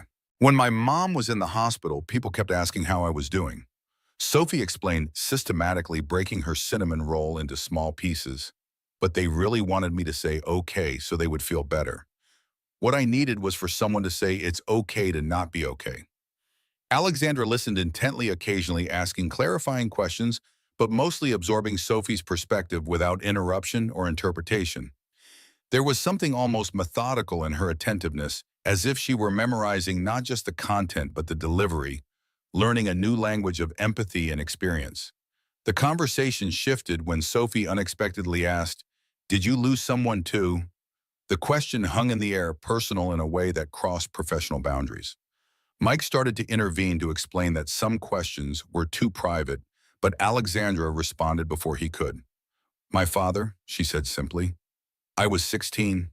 He was a pilot. His plane crashed during a training exercise." Sophie nodded, recognition in her eyes. "That's why you understand." Alexandra seemed startled by this assessment. "Do I?" Sophie gestured vaguely toward her chest. "You have that look. The look people get when they know what it's like when someone doesn't come back." Mike watched as Alexandra absorbed this observation. The idea that loss had marked her in ways visible to another who shared the experience, that beneath her carefully constructed professional persona was a recognition that Sophie had identified instantly. The rest of the conversation flowed more naturally, evolving from formal consultation to genuine exchange. By the time they said goodbye, Sophie had extracted a promise that the human project would include a quiet room in every school, a space where children could retreat when emotions became overwhelming, no question asked, no expectations imposed. As they walked home, Sophie's assessment was characteristically direct. "She's not mean anymore. She's just sad sometimes, like you. But she's trying not to let the sad part be the boss of her." Mike squeezed his daughter's hand once again, humbled by her perception. "That's a pretty good description of growing up, Soph." The following weeks saw rapid advancement of the school initiative. Alexandra leveraged the positive response to the snowstorm crisis, securing board approval for expanded funding and accelerated implementation. The first pilot program would launch at Riverside Elementary in January, with plans for expansion to 5 additional schools by the following fall. Mike found himself increasingly involved in the design phase, working with architects to create the physical spaces, including Sophie's quiet room, and with educators to develop support protocols. His dual perspective, as both a parent who had navigated loss and a professional engineer who understood systems, proved invaluable in bridging conceptual gaps. Alexandra, meanwhile, focused on the financial and organizational infrastructure, ensuring the program's sustainability beyond initial enthusiasm. She established an independent advisory board of child development experts, educators, and parents, deliberately separating the initiative from Reynolds Dynamics' corporate governance to protect it from potential future leadership changes. Their partnership deepened through this intensive work, evolving beyond their initial roles into something approaching genuine collaboration. Alexandra's strategic vision complemented Mike's practical grounding. His ethical framework balanced her results-oriented drive. They challenged each other regularly, but constructively, pushing past easy solutions to find approaches that would truly serve families in crisis. The week before Christmas, as the pilot program's details were being finalized, Alexandra invited Mike to join her for the company's annual holiday party, not as an employee, but as her guest. The invitation surprised him, blurring the line between their professional and personal relationship in a way they had carefully avoided. "It's a strategic appearance," she explained too quickly. "The board will be there, major donors. It would be good to present a united front for the human project." The rationalization was plausible but incomplete. They could have achieved the same strategic objectives by attending separately, maintaining the professional distance that had characterized their relationship thus far. This invitation suggested something else, something neither of them had directly acknowledged. Mike considered declining, citing holiday plans with Sophie. But curiosity prevailed, along with a reluctant recognition that something had shifted between them, something that deserved exploration rather than avoidance. "I'll need to find a sitter for Sophie," he said finally. The night of the party, Mike arrived at the downtown hotel feeling distinctly out of place among Reynolds Dynamics' upper echelon. The ballroom sparkled with expensive decorations, executives in formal attire mingling over champagne and elaborate hors d'oeuvres. Despite his suit, purchased for the occasion, Mike felt the ghost of his maintenance uniform hovering about his shoulders, a reminder of boundaries crossed. Alexandra found him near the entrance, elegant, in a simple black dress, looking more relaxed than he would have expected in this environment. She led him through the crowd, making introductions to board members, potential donors, and corporate partners. The strategic purpose of his presence became clear as she positioned him as the human face of the project, allowing him to share stories from both Riverside Elementary and the snowstorm crisis response. What surprised Mike was not the choreographed networking, but Alexandra's genuine pride as she introduced him, not as her project manager or consultant, but as her partner in building something meaningful. There was no condescension in her manner, no hint that she viewed their collaboration as unequal, despite their different backgrounds and positions. As the evening progressed and the formal presentations concluded, they found themselves momentarily alone on the hotel's terrace, the December air cold but not unbearable, the city lights spread below them like earthbound stars. "Thank you for coming tonight," Alexandra said, her breath visible in the winter air. "I know this isn't your natural habitat." Mike smiled slightly. "I've navigated stranger terrain. Though I think my uniform tonight cost more than 6 months of maintenance supplies at Riverside." Alexandra laughed, the sound unfamiliar but welcome, evidence of walls continuing to fall between them. "I thought you seemed uncomfortable. Now I understand why." She leaned against the terrace railing, looking out at the city rather than at him. "Did I ever tell you that I started at the bottom too, before Reynolds Dynamics, before the MBA? My first job was sorting mail in a corporate mailroom. Minimum wage, terrible hours." Mike hadn't known this, had assumed, like most, that Alexandra's path had been smoothed by privilege and connection. "What changed?" he asked. Alexandra was quiet for a moment. "After my father died, we lost everything. The military pension barely covered the mortgage. My mother collapsed. Not physically, but in every other way. She couldn't function, couldn't work, could barely get out of bed. I was 16 working nights to keep us afloat, still trying to finish high school." She turned to face him, her expression unusually open. "That's what I think about when I see the kids we're trying to help. Not just the ones who've lost parents, but the ones whose parents are present but not really there. The ones shouldering adult responsibilities before they're ready." Mike understood then that Alexandra's transformation wasn't just about becoming a better person or a more effective leader. It was about reconnecting with a part of herself she'd deliberately buried, the vulnerable teenager who had carried too much too soon. The human project wasn't just corporate philanthropy, it was personal redemption. The moment stretched between them, charged with unspoken recognition. Mike found himself acutely aware of Alexandra as a woman rather than a CEO. Her strength not diminishing, but humanizing as she revealed the experiences that had shaped her. Before either could speak again, Mike's phone buzzed with a text from Sophie's sitter. Nothing urgent, just a goodnight message and a photo of Sophie sleeping peacefully. The image broke the spell, a reminder of his primary commitment, the reason he balanced two worlds instead of fully inhabiting either.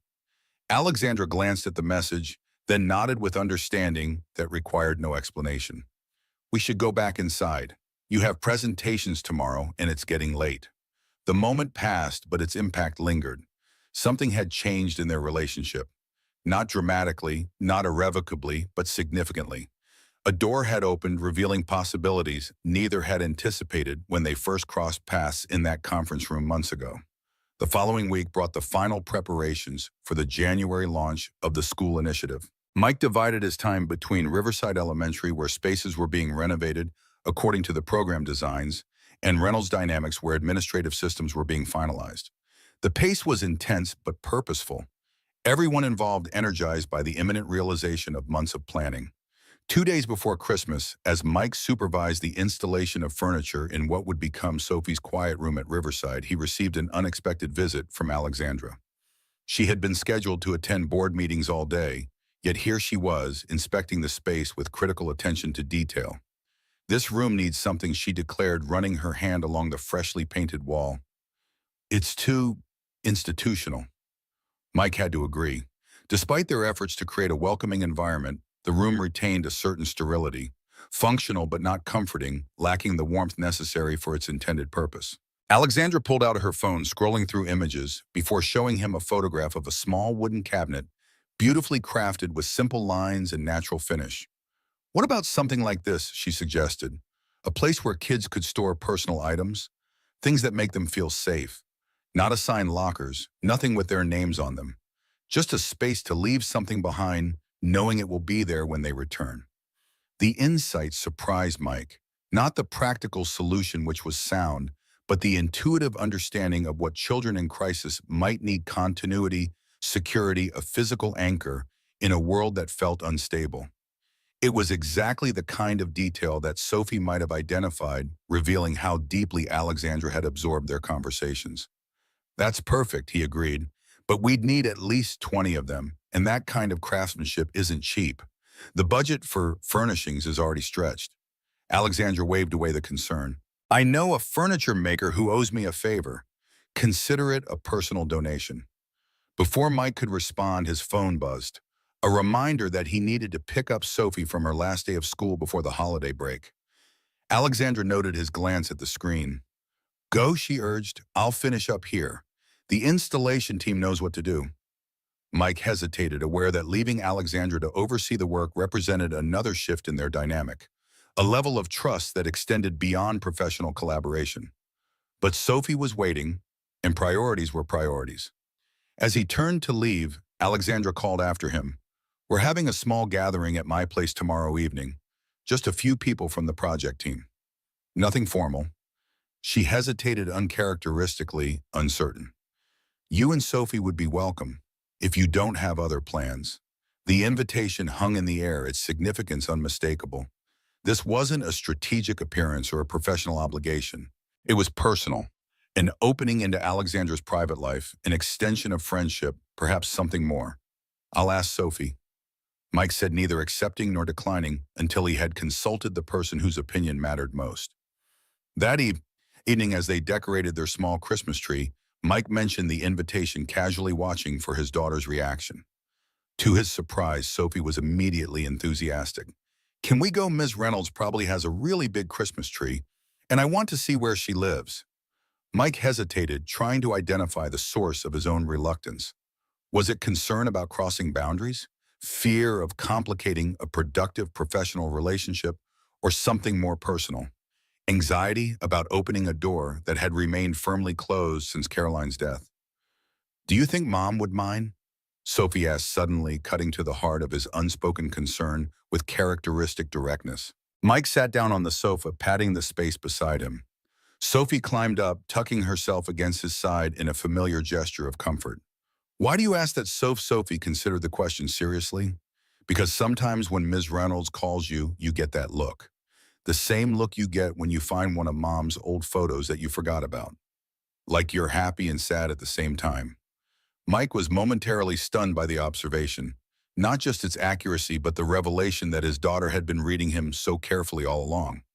He had thought he was protecting Sophie by compartmentalizing his emotions by presenting a stable front.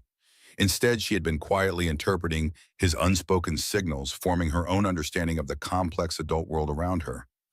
I think he said, slowly choosing his words with care, that Mom would want us both to be happy, to have friends, to spend time with people who are kind to us. Sophie nodded, processing this. Miss Reynolds makes you happy sometimes. I can tell. And she listens to me like I have good ideas. Mom would like that. The simple assessment cut through layers of adult complexity, reducing the situation to its essential truth connection. Mattered, kindness mattered. Being seen and heard mattered. The rest, the complications of history, the uncertainties of the future, were secondary concerns that adults perhaps overemphasized. So we'll go, Sophie pressed, already moving on in the way children did once an emotional question was settled to their satisfaction. Mike nodded, realizing the decision had been made not by him alone, but by both of them together, the way all important family decisions should be made. We'll go. The next evening, they arrived at Alexandra's penthouse apartment, carrying a small, carefully wrapped gift, a framed photograph of the quiet room at Riverside with a handwritten note from Sophie explaining why the space mattered to her. The elevator opened directly into the apartment, revealing a space that surprised Mike with its warmth and character.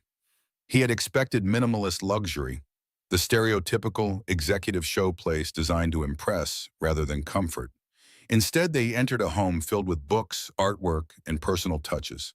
The furniture was elegant, but inviting. The lighting soft, the overall impression one of thoughtful curation rather than status display. A Christmas tree stood in the corner, decorated with what appeared to be handcrafted ornaments rather than designer perfection.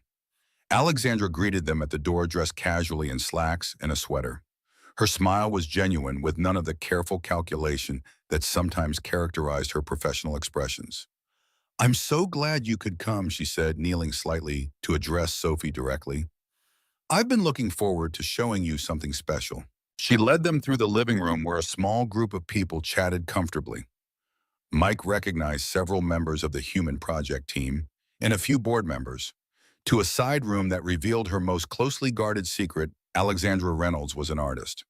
The room was a studio filled with canvases, paints, and the organized chaos of creative work. Completed paintings hung on the walls, landscapes, abstracts, and portraits that revealed both technical skill and emotional depth. In the center of the room, on an easel, stood a work in progress, a mural-sized canvas depicting what Mike immediately recognized as the quiet room at Riverside, rendered with loving attention to detail, but enhanced with elements of fantasy: stars glowing on the ceiling, windows looking out on impossible landscapes, doorways leading to magical forests. "I thought maybe this could hang in the quiet room," Alexandra explained, watching Sophie's face for her reaction. "If you like it. It's not finished yet. I was hoping you might have some ideas about what else it needs." Sophie stared at the painting, her expression one of wonder and delight. "It's like what's inside your head when you need to be quiet," she breathed. "Like all the places you can go without actually going anywhere." Alexandra nodded, understanding perfectly. "That's exactly what I was trying to capture. But I think it needs something else. Some way for the children to see themselves in it." Sophie studied the painting with intense concentration, then pointed to an empty space near the center. Maybe children sitting under a tree, but not with faces, just shapes of children, so anyone could be them. The suggestion was met with immediate enthusiasm, Alexandra already reaching for a sketchbook to capture the idea before it faded. Mike watched them, bent over the drawing together. Billionaire CEO and the motherless fourth grader, united in creative purpose, and felt something shift in his understanding of possibility. Later, as the evening wound down and guests began to depart, Alexandra showed Mike another painting. This one smaller, more intimate, hidden away in her bedroom rather than displayed publicly. It depicted a military pilot standing beside an aircraft, his face turned away from the viewer, but his stance conveying both strength and gentleness. "My father," Alexandra explained, touching the canvas with reverent fingers. "I painted this from memory 10 years after he died.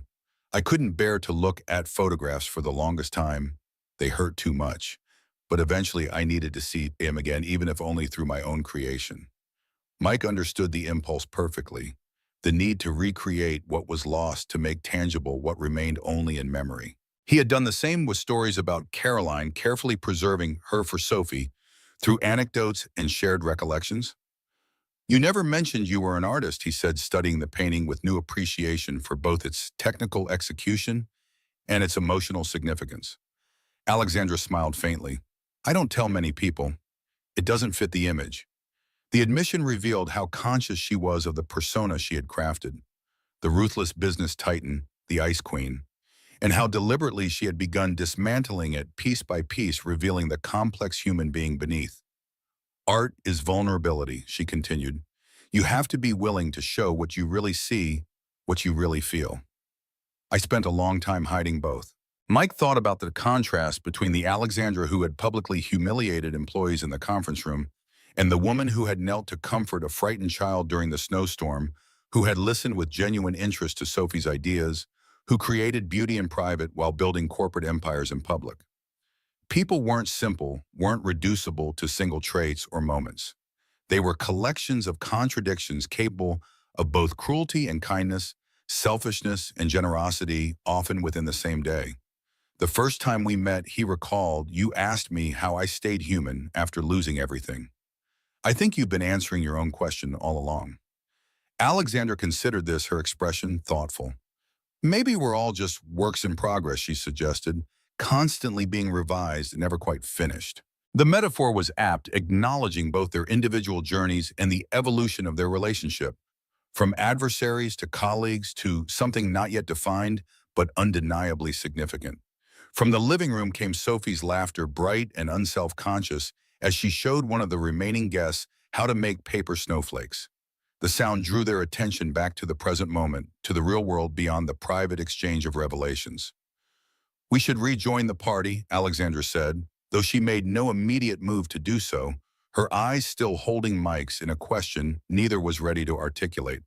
Before they could return to their guests, Sophie appeared in the doorway holding a paper snowflake with elaborate cutouts. Look what I made, it's for your Christmas tree, Ms. Reynolds. Alexandra accepted the delicate creation with genuine pleasure, admiring the intricate design. This is beautiful, Sophie. I'll keep it forever. The declaration might have seemed excessive for a paper craft, but Mike recognized its sincerity. Alexandra Reynolds did not make promises lightly, did not express appreciation. She didn't genuinely feel. If she said she would keep the snowflake forever, she meant exactly that. Not just the physical object, but the moment it represented, the connection it symbolized. As they prepared to leave later that evening, Sophie's eyelids drooping. Despite her protests that she wasn't tired, Alexandra walked them to the elevator. Sophie hugged her impulsively, a gesture of affection that Alexandra returned after only the briefest hesitation, her expression softening in a way Mike had rarely seen. When they separated, Alexandra turned to Mike, her usual composure temporarily uncertain. I'm glad you came tonight, both of you. There was a question in her eyes, an opening that invited response. Mike felt the weight of the moment, not just for himself, but for Sophie, for the careful balance they had constructed in the aftermath of loss. New connections didn't replace what was lost, but they could complement, it could add, rather than subtract from the life they were rebuilding. Merry Christmas, Alexandra, he said, simply, allowing her name rather than her title to acknowledge the shift in their relationship. She smiled, understanding the significance of the small gesture. Merry Christmas, Mike. As the elevator doors closed, Sophie leaned against him, nearly asleep on her feet. Dad, she murmured, her voice thick with approaching dreams. I think Miss Alexandra is going to be important to us. Mike smoothed his daughter's hair, considering the perceptiveness of the observation. I think you might be right, Soph. The doors opened at the ground floor, and they stepped out into the cold December night, the city quiet under a light dusting of new snow. Above them, lights still glowed in Alexandra's penthouse, not distant and unreachable now, but connected to them by invisible threads of shared purpose and growing affection. Mike lifted Sophie into his arms, her weight a familiar comfort as she nestled against his shoulder. Tomorrow was Christmas Eve, the beginning of holiday traditions they had carefully reconstructed after Caroline's death, finding new meaning in old rituals. This year felt different, not because the past had faded, but because the future seemed suddenly wider, filled with possibilities neither had anticipated. As they walked through the gentle snowfall toward their car, Mike found himself thinking of Caroline's final words to him. Don't let this be the end of your kindness. Let it be the beginning of someone else's hope.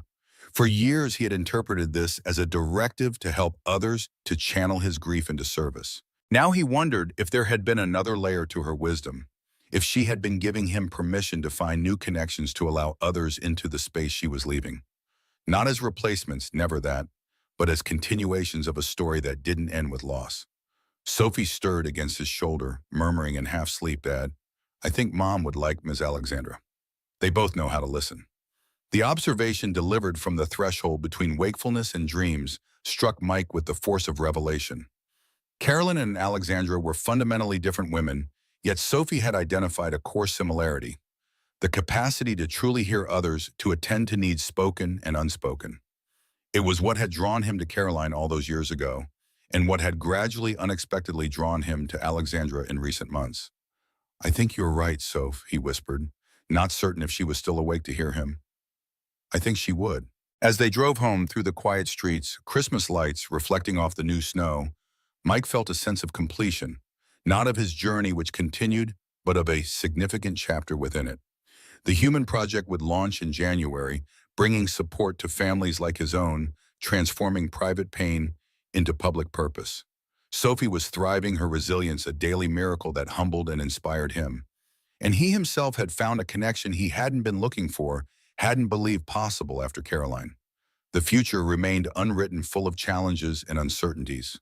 But for the first time in years, Mike Sullivan looked toward that future not with resignation or duty, but with genuine anticipation. Whatever came next, for the project, for Sophie, for his evolving relationship with Alexandra, he would meet it not as a survivor, simply enduring, but as a man fully engaged with life's possibilities. The snow continued to fall, covering the city in a blanket of clean white, transforming familiar landscapes into new terrain waiting to be explored. Tomorrow would bring Christmas Eve, then Christmas Day, then the New Year, with all its promises and demands. But tonight, in this moment, driving home with his sleeping daughter beside him and the memory of connection fresh in his mind, Mike felt something he had nearly forgotten: the quiet joy of moving forward, not away from the past, but carrying it forward into new beginnings.